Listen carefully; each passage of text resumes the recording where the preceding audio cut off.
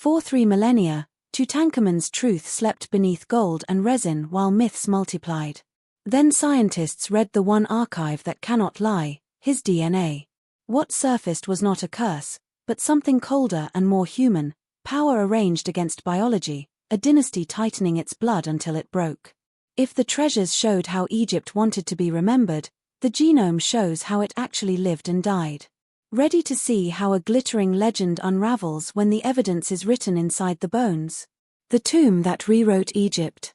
In 1922, Howard Carter pressed his eye to a candlelit hole in the sealed doorway of KV-62 and whispered that he saw wonderful things.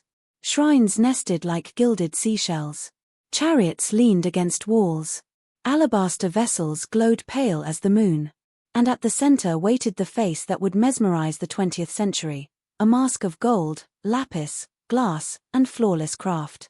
Tutankhamun's burial was modest in size compared with grander kings, yet uniquely intact, a time capsule that preserved the choreography of royal afterlife with breathtaking fidelity. The antechamber overflowed with daily tools cast in precious materials, beds, stools, bows, board games, objects meant to make eternity feel familiar. In the treasury, a jackal statue watched over canopic shrines. In the burial chamber nested coffins and a sarcophagus so tightly sealed with resin that even modern blades struggled.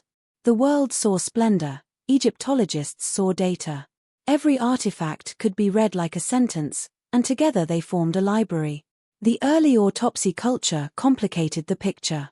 Carter's team, working with the tools of the day, used heat to loosen resin and disassembled the mummy to free it from the sarcophagus, leaving a trail of damage that later clouded interpretation. A fracture at the back of the skull, broken ribs, detached limbs, each artifact became the seed of a sensational theory. Murder. A palace coup. A chariot crash. For decades, the gleam of treasure cast long shadows where speculation could flourish. But a century of new techniques, high-resolution photography, CT scanning, residue analysis, would recast that drama. The most unsettling truths were not about curses or assassins. They were about biology. Carter's notes captured small, human textures that the headlines skipped. Fingerprints in resin. Linen creases preserved like ripples on a pond. A lock of hair tucked inside a miniature coffin. Lists of walking sticks annotated for height and balance. An ivory inlay repaired in antiquity with deft, nearly invisible glue. These are the kinds of details that turn a museum into a diary. Even the layout, annex jammed with provisions, treasury thick with ritual models, antechamber crowded with daily life, reads as a map of priorities. The boy king was furnished less like a conqueror and more like a patient wrapped in care and continuity. That impression would quietly bloom into a thesis when medicine entered the room. As Egypt woke to the discovery, another story rode in its wake: fear. Carnarvon's death from infection and a string of illnesses among visitors incubated the curse, a narrative that says more about modern appetite than ancient intent. The Egyptians believed in reciprocity, not vendetta: feed the gods and the dead, and they sustain you; neglect them and order decays. Ironically, the curse kept the world staring, which means the boy's short life began shaping lives again. But spectacle delays scholarship. It would take laboratory light, not candlelight, to show why Tutankhamun's reign was so brief and his body so fragile. The twist that follows is quieter than myth and far more disturbing. Death myths, medical clues. Legends prefer a single blow, biology usually prefers a tangle. When modern CT scans mapped the boy king, the glamour peeled away. The bones showed a clubfoot and choler disease of the navicular, a fragile midfoot bone. The spine curved. Knees hinted at chronic stress. These were not the markers of a fearless charioteer, they were the accommodations of a limping adolescent who likely leaned on the elegant canes buried around him. More than one cane, in fact dozens, many polished by use. Meanwhile, molecular testing found DNA fragments from malaria parasites, the sort of invisible enemy that could humble even a robust adult, let alone a teenager with orthopedic issues and possible immune compromise. Each new scan and assay shaved the edges off grand theories. The picture sharpened into something painfully ordinary: a young man navigating real, grinding ailments in a court built for spectacle. Yet evidence also absolved a favorite rumor. The skull fracture that launched 1,000 whodunits likely occurred after death, either from Carter's heated extraction or resin contraction. Broken ribs line up better with mummy handling than with a battlefield catastrophe. The CT data forced an uncomfortable pivot. The young pharaoh did not die in operatic fashion, he failed in slow motion. Why was Tutankhamun so fragile to begin with? Egypt built stone dreams and irrigated empires. How did the center produce a child so compromised? The pathology list can sound clinical until you remember the person. Imagine the throne room, a teenager balancing regal bearing and literal weight shift, choosing ceremonial postures that ease pressure on a tender foot. Imagine the hunt scenes not as personal exploits but as propagandistic theater, a court that knows its king's limits staging vitality in paint and precious metal. Those elegant bows and chariots may have been handled more by instructors and guards than by the king. None of this makes him smaller. If anything, it makes him braver. A boy asked to embody a god while negotiating pain and infection. Malaria adds another layer, visible as parasite DNA in tissue and as bone changes compatible with anemia. The Nile's gifts included mosquitoes. In a palace with pools and gardens, exposure would be constant. Combine infection with skeletal stress and the prognosis narrows. A minor fracture, a fever spike, a systemic cascade, there are many mundane ways for a compromised body to fail. We prefer operas. Biology delivers prose. Technology also cleaned the lens. CT stacks allowed virtual unwrapping without harm.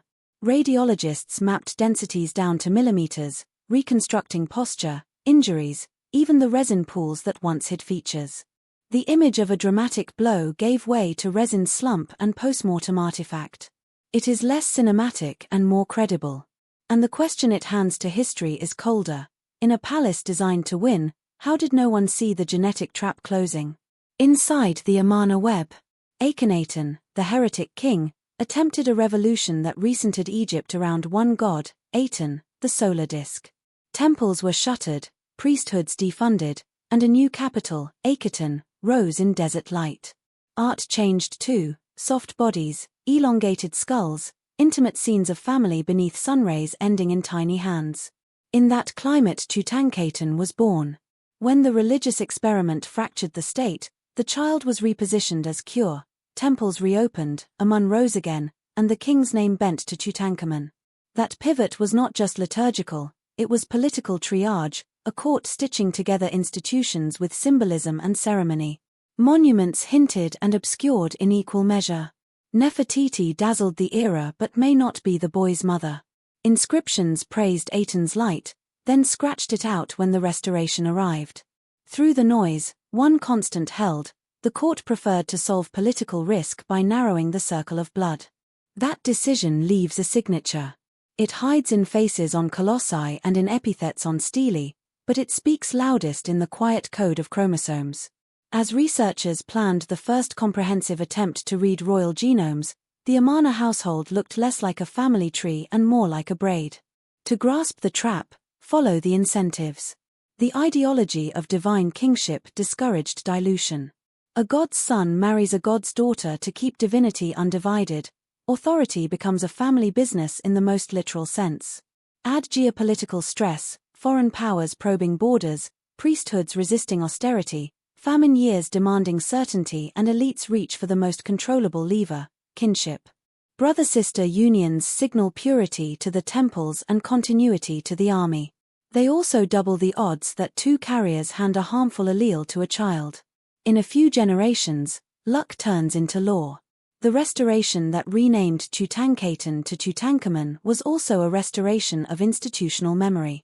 Old priesthoods returned to payroll. Towns reopened their cults. The boy king's edicts read like apologies to the gods his father offended. Yet the domestic sphere kept narrowing. His queen, Ankhesenamun, was likely his half-sister. Two tiny mummies in the tomb, fetuses around 25 and 37 weeks, testify to pregnancies that failed. X-rays and CT images show severe congenital anomalies. In other words, the household story and the medical story rhyme. Amarna art, with its intimate kisses and elongated forms, has long divided viewers. Some see realistic tenderness, Some see stylization, some see pathology implied in skull shapes and hips. DNA reframes the debate. Whatever aesthetic choices artists made, the household they decorated lived at odds with its own body. That tension explains both the urgency of restoration and the brittleness of succession. When ideology and biology collide, compromise often arrives as crisis.